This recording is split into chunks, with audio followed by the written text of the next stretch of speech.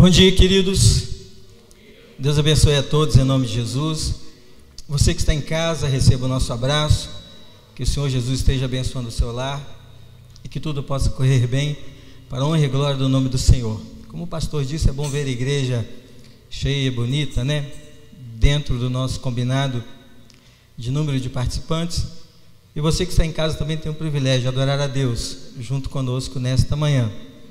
Eu quero orar por você que está aqui e para você também que está em casa, para que Deus derrame sobre nós o entendimento da palavra dele neste momento. Vamos orar. Senhor, muito obrigado por tudo. Em nome de Jesus, nesta manhã, queremos ser ricamente abençoados pelo Senhor, Pai. Ó Deus, coloque no nosso coração a Tua palavra, a certeza de que o Senhor está conosco, que o Senhor abençoe o nosso lar, a nossa casa, aqueles, ó Pai, que estão sendo alcançados por essa transmissão, que o Senhor abençoe para que tudo corra bem. Que o Espírito Santo esteja à vontade, dando entendimento, vida com o Senhor, meu Deus. Obrigado por tudo, Pai. Nesta manhã de aprendizado, nós queremos entregar a nossa vida diante do Senhor, Pai, que o Senhor nos dê o Teu entendimento. E nós oramos gratos em nome de Jesus. Amém, Senhor. Amém, queridos? Nós separamos nessa manhã para falar um pouco sobre o livro de Levítico, fazer um panorama deste livro. Levítico é um livro, para mim, complicado, de difícil leitura. É um livro que fala muito, longe de didáticas.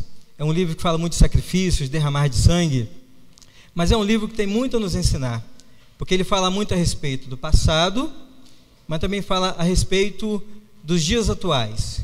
É um livro de difícil leitura, mas eu quero, nessa manhã, você que já tem um conhecimento da palavra de Deus, servir como um reforçador, e para você que ainda não tem tanto conhecimento, que está caminhando com a palavra, que você se sinta reforçado e incentivado a continuar a buscar a Deus e a ler a sua palavra. Eu quero convidar vocês a lerem comigo Levítico 19, do versículo 1 e versículo 2. Levítico 19, versículo 1 e versículo 2. Diz assim a palavra de Deus: Disse o Senhor a Moisés: Fala a toda a congregação dos filhos de Israel e dize-lhes: Santos sereis, porque eu, o Senhor, vosso Deus, sou santo. Vamos ler de novo? Disse o Senhor a Moisés: Fala a toda a congregação dos filhos de Israel e dize-lhes: Santos sereis, porque eu, o Senhor, vosso Deus, sou santo. Queridos, existe um raciocínio que precisa ser feito no livro de Levítico, que talvez não seja um raciocínio muito lógico, porque para nós entendermos o livro de Levítico, é preciso entender um pouco o que está escrito no livro de Êxodo. Só que para entendermos o que está no livro de Êxodo, precisamos entender o que está escrito em Gênesis, porque está tudo em sequência. Então, em se tratando de Gênesis, é o nosso ponto de partida para caminharmos para Levítico.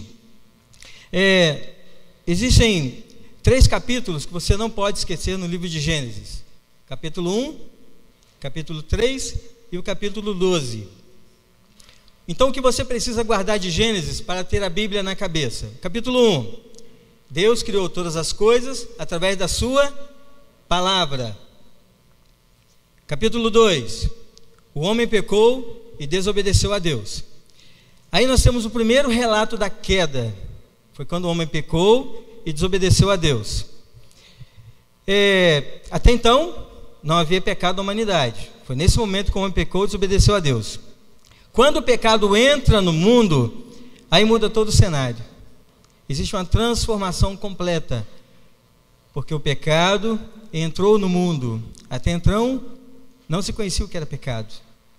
Através do homem, então, o pecado entra no mundo. E nós podemos afirmar que o pecado, ele foi a maior tragédia que aconteceu na vida do ser humano. O pecado foi a maior tragédia que aconteceu na vida do ser humano. Em Gênesis 3, nós temos aqui o primeiro pecado, mas também tem a primeira promessa de salvação. Em Gênesis 3, versículo 15, nós temos ali a sementinha do Evangelho. Os estudiosos chamam de proto do Evangelho. onde começa a nascer a promessa de Deus no coração de Deus ali, já estava desde antes, nascido, claro, mas começa a tomar forma em Gênesis 3, no versículo 15, que a salvação viria por intermédio desse Salvador. Ali não aparece o nome de Jesus, mas estudando a Bíblia você vai entender que o Salvador é Jesus. Esse relato está em Gênesis 3, versículo 15. E depois Gênesis 12, que fala sobre a chamada e a promessa de Deus. Para quem? Para a vida de Abraão. Deus fala para Abraão que dele faria uma grande nação, né? Que através de Abraão Deus iria abençoar todas as famílias da terra. E Deus faz promessas muito claras para Abraão. As promessas de Deus são muito nítidas, de fácil entendimento para a vida de Abraão. Deus iria lhe dar terra, Deus iria lhe dar gente, e Deus iria lhe dar uma nação. E aqui através dele, de Abraão, ele abençoaria todas as famílias da terra. Então Deus iria dar para Abraão terra, gente e nação, e todas as famílias da terra seriam abençoadas. Quando nós dizemos todas as famílias da terra, nós somos alcançados por essas bênçãos até nos dias de hoje. Até os dias de hoje, nós somos alcançados pelas bênçãos, pela promessa de Deus lá atrás. Lá no livro de Gênesis, quando Deus chama Abraão para cumprir a sua promessa. Deus deu uma ordem para Abraão. E de acordo com que Abraão ia fazendo-se cumprir as promessas de Deus na vida dele, Deus ia acrescentando sobre a vida de Abraão. De forma que Abraão, biblicamente falando, é o nosso pai da fé. Abraão é o pai da fé. Abraão creu, e isso lhe foi imputado como justiça. Abraão creu no invisível, creu em algo que para muitos seria impossível: sair da sua parentela, largar do seu conforto, do seu convívio familiar, ir para uma terra distante, desconhecida, completamente desconhecida, para obedecer a um plano do Deus, o Criador. Mas de acordo, queridos, com que Abraão vai cumprindo as promessas, vai sendo fiel, Deus vai acrescentando sobre a vida de Abraão as suas promessas. É um texto muito lindo, muito lindo. Então, Gênesis 1, Gênesis 3 e Gênesis 12. Quando termina Gênesis, você vai perceber que esses descendentes, que a promessa de Deus foi cumprida sobre a vida de Abraão, então tiveram descendentes de Abraão.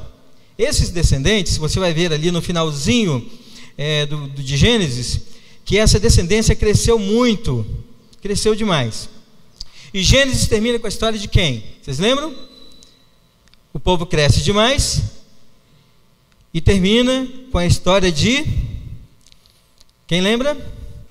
De José, que é uma das histórias mais bonitas da Bíblia também, né?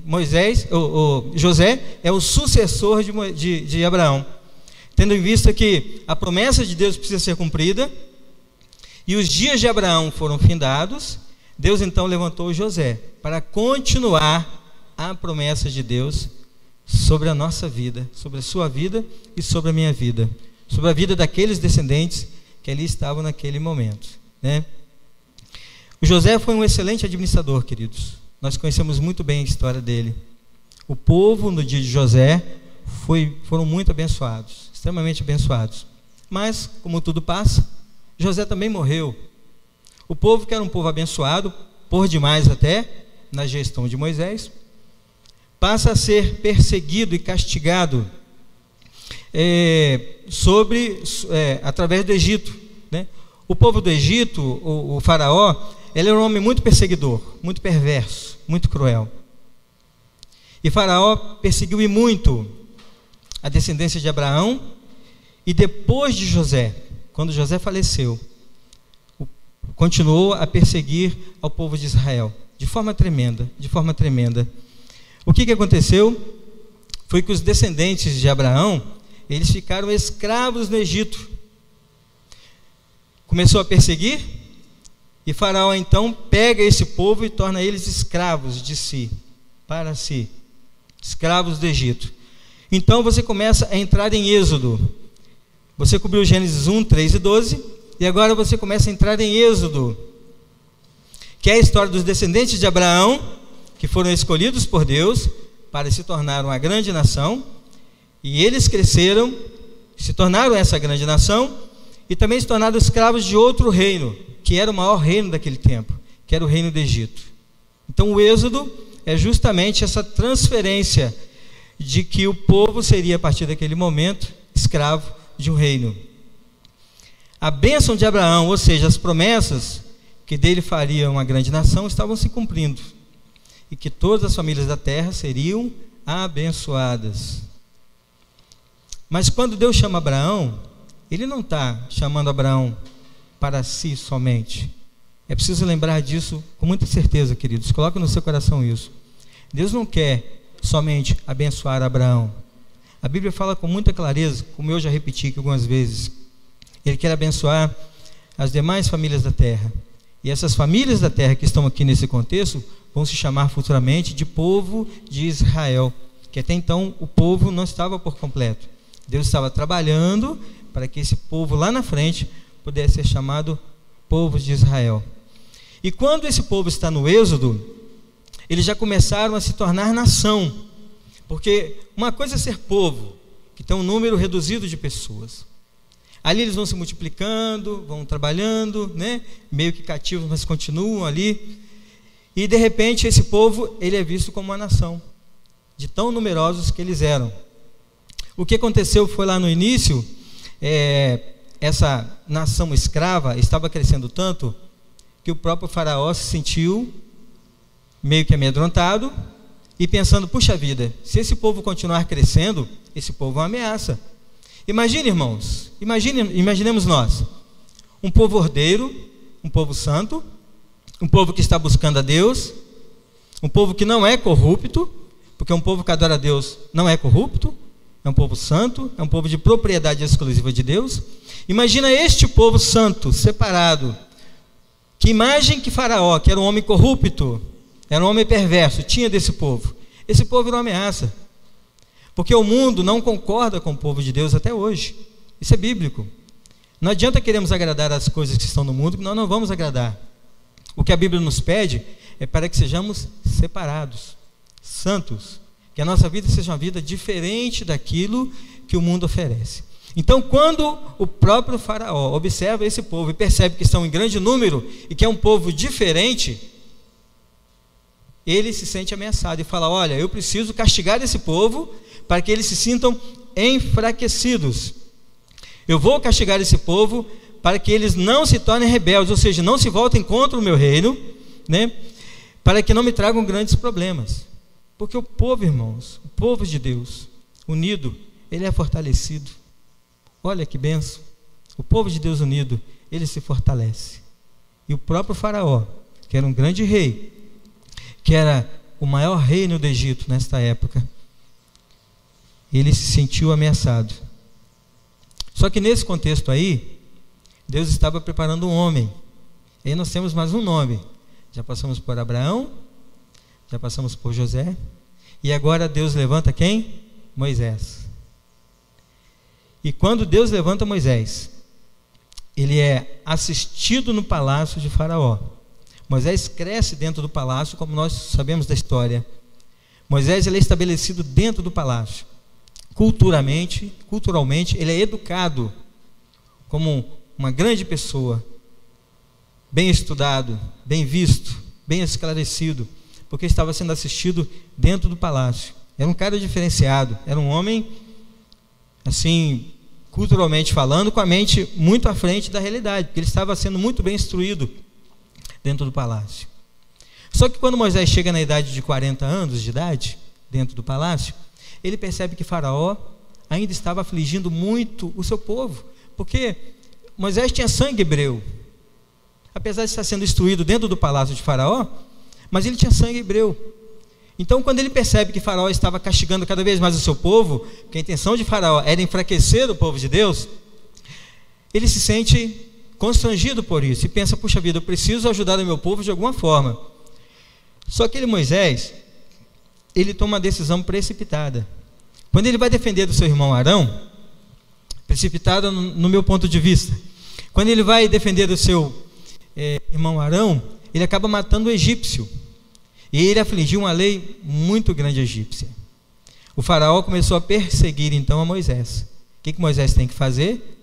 Sair do círculo do Egito, da região ali onde o faraó estava, e ir de encontro ao povo que estava sendo afligido. Moisés fica lá dentro do povo e começa então a direcionar este povo. Moisés tem que fugir para o deserto, porque Faraó começa a ver Moisés como uma ameaça, porque um homem que matou um dos meus pode fazer muito mais. E um homem inteligente, um homem culto, que tem uma capacidade intelectual acima da média para a sua época. Então Faraó, opa, eu preciso fazer alguma coisa contra Moisés. Moisés então pega e vai para o deserto, e lá vai de encontro ao povo que estava lá esperando por ele. Queridos, ele passou 40 anos na corte do rei, sendo assistido pelo rei. Depois Moisés fica mais 40 anos peregrinando com o povo no deserto. Uma continha fácil, 40 anos dentro do palácio, depois mais 40 anos com o povo no deserto. E nesses 40 anos de deserto, Deus falou muito para o povo através de Moisés. Deus falou tremendamente para o povo através de Moisés. Moisés recebia de Deus a informação e passava para o povo. Só que 40 anos no palácio, mais 40 anos do deserto, são 80 anos.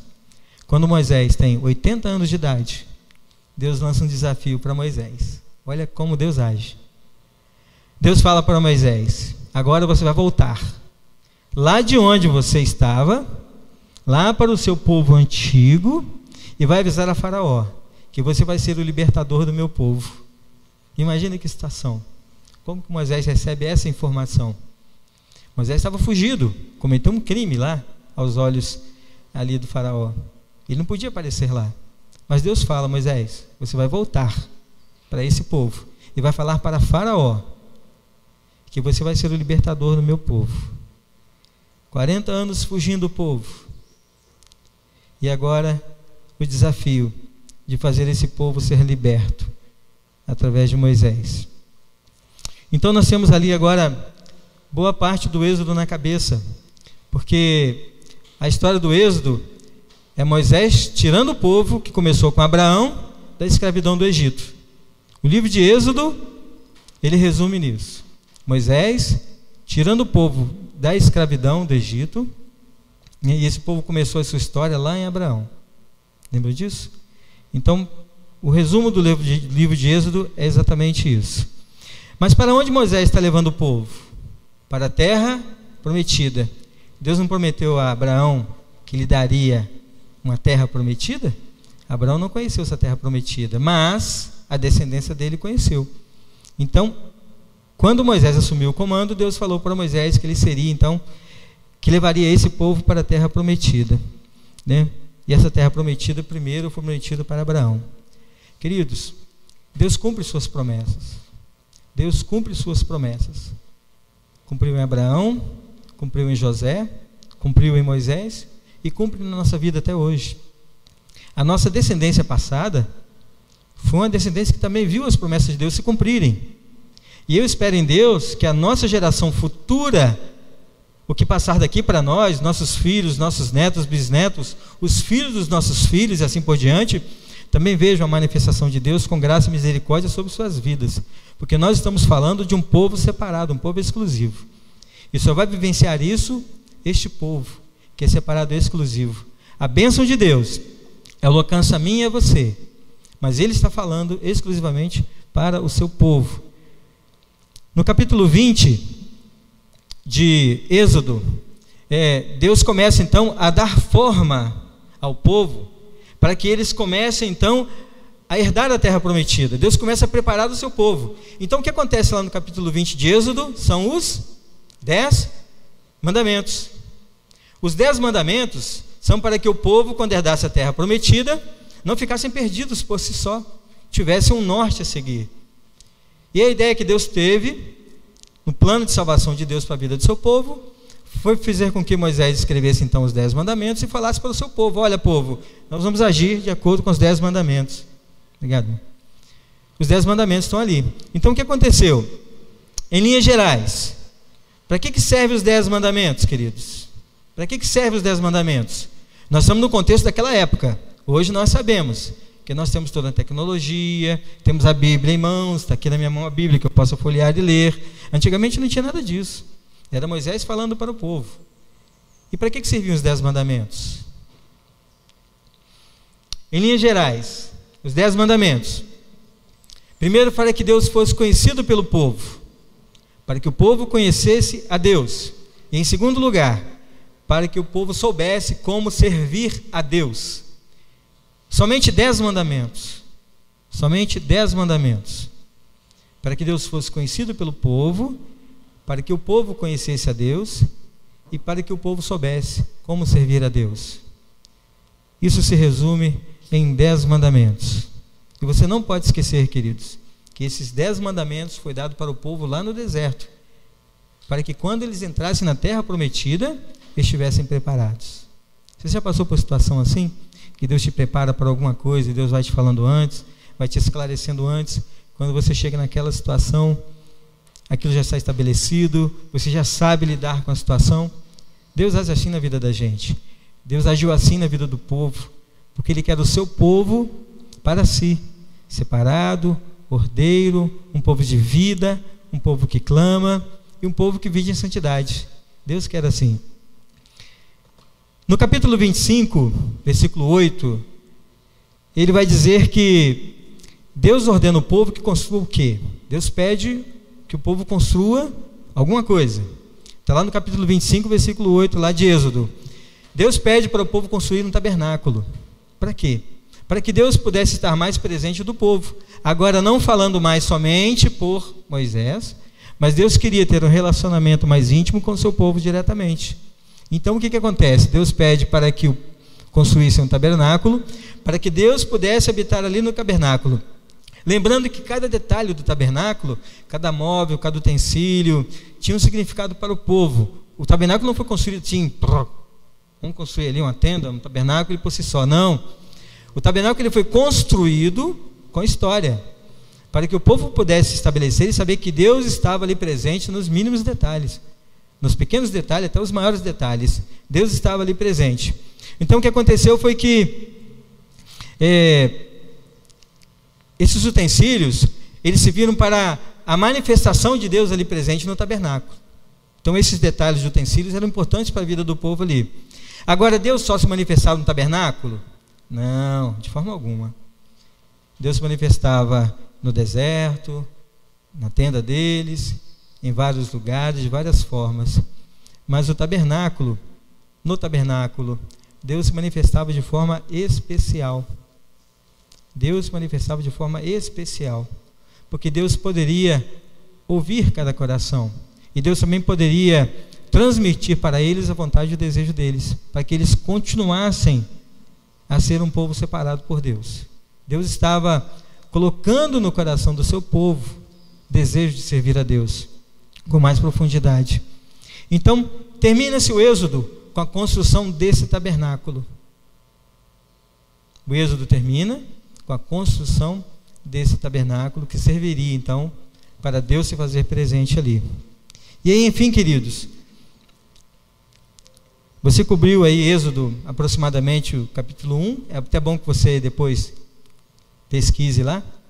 Êxodo 1, Êxodo 3, Êxodo 20 e Êxodo 25. É basicamente ali o que você precisa saber sobre o livro de Êxodo. Tem outras coisas importantes ali, mas basicamente, se você souber disso, Êxodo 1, 3, 20 e 25, você já vai saber bastante coisa ali a respeito dos planos de Deus para a salvação do seu povo. Agora nós entramos no livro de Levítico. E, como eu disse, o livro de Levítico não é de fácil leitura, é um livro difícil, com terminologias, com termos, com situações muito diferentes do nosso contexto hoje. Que pela fé nós entendemos que aconteceu, e pela fé entendemos que o povo vivenciou isso lá no passado. Agora, você precisa ler Levítico como uma continuação do Êxodo. Êxodo, do capítulo 25 até o versículo 40, conta a história da transição do povo de Israel. Para quando você estudar o livro de Levítico, você saber que aquelas leis ali estão relacionadas do capítulo 25 de Êxodo até o capítulo 40. Porque senão você vai ficar perdido. Por que Deus está pedindo isso aqui? Nós não vamos saber. Se ler Êxodo 25 a 40, nós vamos ter um entendimento muito bom da palavra de Deus.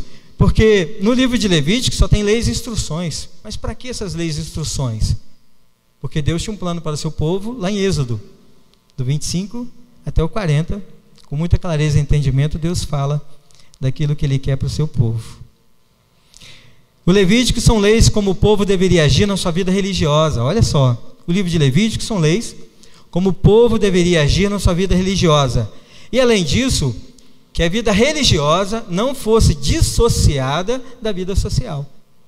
O que Deus está falando aqui é que o povo tinha que ter uma só personalidade. Onde quer que o povo estivesse, onde quer que você esteja, você tem que ser um só.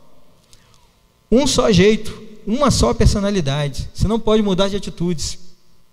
O livro de Levítico, ele fala das leis para moldar o povo de Deus, para que o povo de Deus pudesse ter um só comportamento, e que não seria dissociado. Uma coisa é o povo adorando a Deus, e outra coisa é o povo na sociedade. Nada disso. O livro de Levítico fala: prepara o povo, para que quando eles fossem conhecer a terra prometida, eles estivessem preparados para enfrentar o que eles haveriam de encontrar. Deveriam ser um povo separado e em santidade. Os 10 mandamentos, eles são sintetizados no livro de Êxodo. Está ali 10 mandamentos. Só que ele discorre no livro de Levítico de uma forma mais detalhada. São 10 mandamentos que Moisés apresenta no livro de Êxodo para o seu povo. Só que já em Levítico, Moisés apresenta essas ordens, esses mandamentos, de forma detalhada, para que não houvesse falha. É por isso que o livro às vezes fica um pouquinho complicado, porque são muitos fragmentos de uma palavra e de frases, de um contexto, que às vezes a gente fica assim meio perdido, mas quando estudamos Êxodo, nós começamos a entender, pelo contexto da época, o que podia acontecer. Agora, para que Deus deu os 10 mandamentos? Qual é a intenção de Deus em dar os 10 mandamentos? Para que o povo aprendesse a conviver no meio de um povo pagão. O povo era um povo separado, é um povo instruído por Deus. O que aconteceria, queridos, quando esse povo entrasse numa outra terra, que conhecesse um outro povo com outra linguagem? Eles estavam no deserto, estavam sem saber o que estava acontecendo na sociedade de forma geral. A ideia de Deus era instruir o povo para que quando eles entrassem na terra prometida, que já estava habitada, com outro tipo de sociedade, com outro tipo de pessoas, para que eles tivessem um comportamento de filhos de Deus, um comportamento separado. Então, Israel estava vivendo, a partir daquele momento que eles entraram na terra prometida, Israel tinha sua própria cultura, o seu próprio jeito de viver. Mas quando eles entram numa cultura diferente, aquele povo também estava cultuando de alguma forma, na cabeça deles, aos deuses deles. Então o povo, que o povo de Israel encontrou, eles também tinham cultos, eles também tinham adorações, eles também faziam oferendas, também faziam holocaustos, mas a quem? Direcionados a quem? Aos deuses deles. Então quando Deus dá os 10 mandamentos para o povo de Israel, Ele queria dizer: olha, povo de Israel, você vai herdar uma terra, só que você não pode se contaminar com esta terra. Vocês têm que ser um povo diferente, um povo separado. E qual que era o desafio, irmãos, do povo de Israel? Qual que era o desafio do povo de Israel? Por que eu digo que o Levítico, ele tem uma grande ligação conosco nos dias de hoje? Por que o livro de Levítico ele é tão claro na sua palavra, dizendo de leis para que o povo não se contaminasse? Olha só, qual que era o desafio do povo de Israel? Era fazer com que eles não fizessem o que os povos pagãos faziam. Quando eles entrassem na terra prometida, aquela cultura que ali eles encontrariam, aquele jeito que ali eles encontrariam de agir na sociedade, que eles não aceitassem aquilo. Eles deveriam viver de forma diferente. Lembra que eu falei lá atrás que Faraó estava de olho no povo de Israel, porque era um povo que não tinha corrupção, era um povo santo, separado, era um povo que Deus agia ali de forma tremenda, instruído através, começando com Abraão, né? Depois José, aí entra Moisés ali na história. E a pretensão de Faraó era destruir o povo para que o povo não crescesse mais, porque era um povo estabilizado psicologicamente de acordo com a vontade de Deus. É um povo que, apesar dos pecados e erros, era um povo que estava caminhando. Tinha líderes ali, tinha muita gente caminhando ali com Deus, né? Então a ideia dos 10 mandamentos era para que o povo não se contaminasse com os povos pagãos que ali encontrariam. A nossa história é semelhante. A nossa história de vida e de santidade é semelhante. O não contaminar-se com as iguarias do rei, o não contaminar com as coisas deste mundo, né? Nós precisamos continuar a viver esse povo de Israel como um povo separado, um povo santo. Agora, essa contaminação tem que ser desfeita se estivermos em algum momento contaminados, porque a salvação em Cristo Jesus, ela se faz por pessoas que são puras, separadas, que foram lavadas pelo sangue do Cordeiro, né? O povo não podia se contaminar, mas o povo tinha que fazer aquilo que Deus tinha determinado. Qual é o foco do livro em relação aos dias atuais? O livro fala da base da comunhão com Deus. A base da comunhão com Deus. Essas leis é para que o povo tivesse comunhão com Deus. Deus estava despertando no povo: meu povo, faça isso para vocês me adorarem. E fazendo isso, vocês vão mostrar para os outros povos que vocês são diferentes. E fazendo essa diferença, vocês vão contaminar este povo com a minha graça, com o meu amor, com a minha misericórdia. Essa é a grande palavra de Deus para a vida do povo de Israel quando entra na terra prometida. Uma vez que estamos em comunhão com Deus, como nós podemos viver? É por isso que o versículo central no capítulo 19, 1 a 2, que nós lemos, a gente pode até ler de novo, você abre a sua Bíblia, Levítico 19, 1 a 2, ele fala assim: disse o Senhor a Moisés, Levítico 19, 1 a 2, disse o Senhor a Moisés: fala a toda a congregação dos filhos de Israel e dize-lhes, o que está dizendo aí? Santos sereis, porque eu, o Senhor, vosso Deus, sou santo. Santos sereis, porque eu, Senhor, vosso Deus, sou santo. Deus fala assim: olha, povo, quando vocês visualizarem a terra prometida, o povo que está lá, sejam santos. Vocês vão encontrar muitas dificuldades, muitos desafios, mas se mantenham em santidade. Se mantenham em santidade. Queridos, o livro de Levítico, ele tem uma verdade muito prática de como os crentes, pregadores, como os evangelistas e líderes devem agir no seu dia a dia. Primeiro, que a base de tudo na nossa vida a base de tudo na nossa vida, a base da igreja, a base da vida de todos nós, de nossos irmãos, é Cristo Jesus. A base da nossa vida, a base da igreja, a base de todos nós, seja eles um pregador, seja um estudioso da palavra, seja um missionário, seja um membro do corpo de Cristo, a nossa base é Cristo Jesus.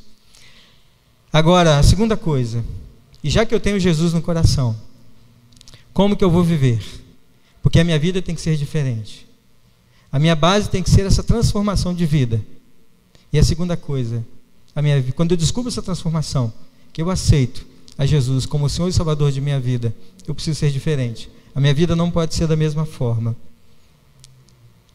A primeira parte de Levítico era de como o povo deveria sacrificar. Levítico se divide basicamente em duas partes, né?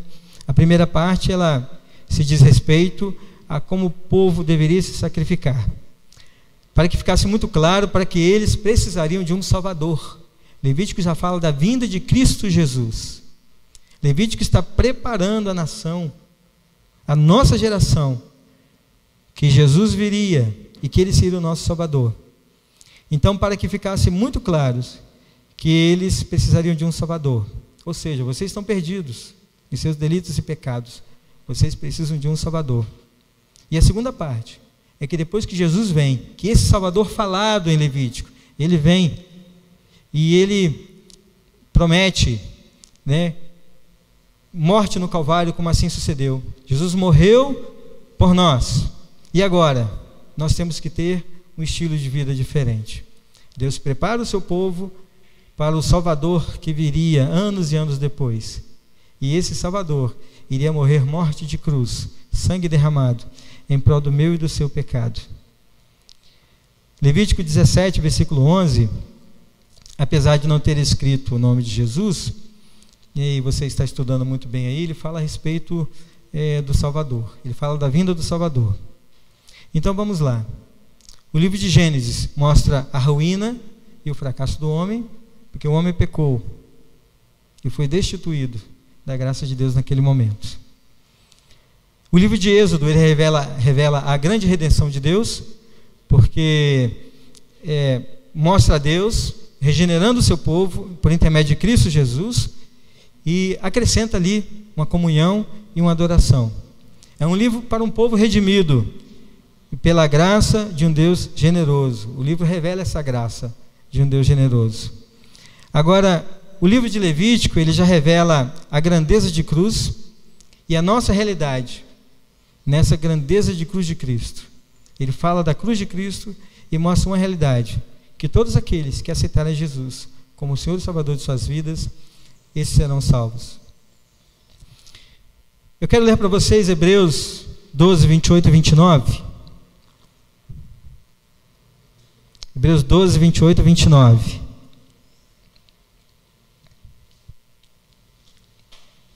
Olha o que diz ali esse texto. Hebreus 12, 28 e 29.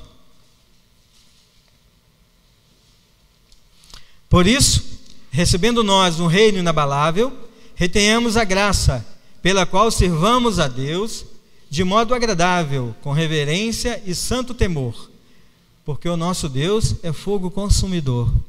Preste atenção nisso, versículo 28. Por isso, recebendo nós um reino inabalável. Queridos, acorde pela manhã com gratidão no seu coração, ainda que esteja tudo se perdendo, ainda que as dificuldades sejam afloradas sobre a sua vida, você já venceu, nós já vencemos, porque a Bíblia nos promete aqui que nós já herdamos um reino inabalável. Não há quem se levante contra esse reino, não há quem possa mover um mar sobre este reino, porque ele já está determinado por Deus. A promessa já foi cumprida em Cristo Jesus. O reino está inabalável. Então não há nada que nos faça sair da graça de Deus. Não há nada, humanamente falando, as situações do dia a dia, do mundo, que nos faça nos afastar dessa graça de Deus, a salvação em Cristo Jesus, porque o reino está inabalável. E Ele nos aconselha a reter a graça, pela qual servamos a Deus de modo agradável, com reverência e santo temor. O povo de Deus é um povo organizado. O povo de Deus é um povo unido. O povo de Deus é um povo forte. Lá nas antigas, Faraó já percebeu isso, que o povo era um povo que ele precisava podar, porque um povo santo incomoda, um povo santo revela que existe algo errado na sociedade, existe algo errado dentro das empresas, existe algo errado na política, existe algo errado na sociedade, existe algo errado em todos os ambientes, dentro dos lares, existe algo errado em todos os ambientes. Deus revela isso, e o pior já foi resolvido, queridos. Jesus morreu pelos nossos pecados. Esse Jesus, expresso em Levítico, o livro de Mateus nos fala que Ele morreu pelos nossos pecados, e agora nós estamos salvos, porque os nossos pecados foram lavados pelo sangue do Cordeiro. Agora eu quero terminar dizendo que nós temos um desafio muito grande. Começou lá atrás no livro de Gênesis, quando Deus falou para Abraão: Abraão, eu vou te dar terra, vou te dar um povo, eu vou te dar uma nação. Essa nação, nós estamos aqui hoje vivenciando ela. Nós somos o reflexo dessa nação. Nós somos herança, herdeiros dessa nação e das promessas em Cristo Jesus ali, de Deus para Abraão naquele momento. Agora, o nosso desafio, queridos, é que a minha vida e a sua vida precisa mostrar Jesus. Precisa exalar Jesus. E Deus só está nos segurando na terra para mostrarmos essa diferença. O que eu tenho de bom para mostrar para vocês? O que vocês têm de bom para mostrar para mim? O que eu posso me espelhar na vida de vocês para tirar para a minha vida? O que vocês podem se espelhar em mim para tirar na vida de vocês? Pouca coisa será feita. Até julgamos um ao outro por alguns comportamentos e algumas atitudes. Mas a nossa vida, ela precisa sim ser uma vida santa. As pessoas precisam ver em nós um mover, um diferencial. Mas o nosso principal alvo é ter uma vida santa em Cristo Jesus. E para isso nós somos criados. Para isso nós somos estabelecidos. Para isso nós somos feitos criaturas de Deus. Eu quero, queridos, abençoar a sua vida. Você tome posse dessa palavra e entenda que o plano de Deus, infalível, foi diante de muita misericórdia, para que não fôssemos consumidos. Deus, estrategicamente, com plano de salvação, nos fez caminhar desde a antiguidade até sermos o que somos hoje. O que cabe a nós é avaliar se estamos cumprindo verdadeiramente a promessa de Deus. Se aquilo que corre nas nossas veias, no nosso sangue, é verdadeiramente fazer a vontade de Deus. Se as nossas atitudes são realmente atitudes de um povo santo e separado por Deus. E eu oro para que nós estejamos no céu, queridos. Para que a nossa terra prometida esteja caminhando, que nós nos vejamos lá, salvos em Cristo Jesus. Então acorde pela manhã, todos os dias, sendo grato. Não importa a dificuldade. Fala, Senhor, muito obrigado por mais um momento de vida. Acorde sorrindo, acorde feliz. Para que Deus seja nos abençoando e você possa frutificar dentro do seu lar, em nome de Jesus. Eu quero orar por você mais uma vez, para que Deus esteja abençoando o seu lar nesse momento. Senhor, eu peço em nome de Jesus, que através desta palavra, essa palavra que é tão profunda para nós, ó Deus, que exige tanto de nós, Senhor Deus, que apesar da nossa incapacidade, o Senhor nos tem falado, o Senhor nos tem revelado. Eu peço que o Senhor abençoe cada lar, cada vida, e que não sejamos, Senhor Deus, pedra de tropeço para ninguém. Ao contrário, Senhor Deus, que em nós gere vida, gere louvor, gere adoração, que a exemplo de Jesus, que de nós saiam virtudes, e que essas virtudes possam alcançar, pessoas que não conhecem ainda o Senhor como o Senhor Salvador de suas vidas, pessoas que clamam por uma libertação. Ó Deus, muito obrigado por essa palavra, que ela faça guarida em nosso coração, e que o Senhor nos abençoe em família, na nossa vida particular e na nossa vida em sociedade. Eu oro grato em nome de Jesus. Amém, Senhor. Amém, queridos? Deus te abençoe aí. Fique abundantemente.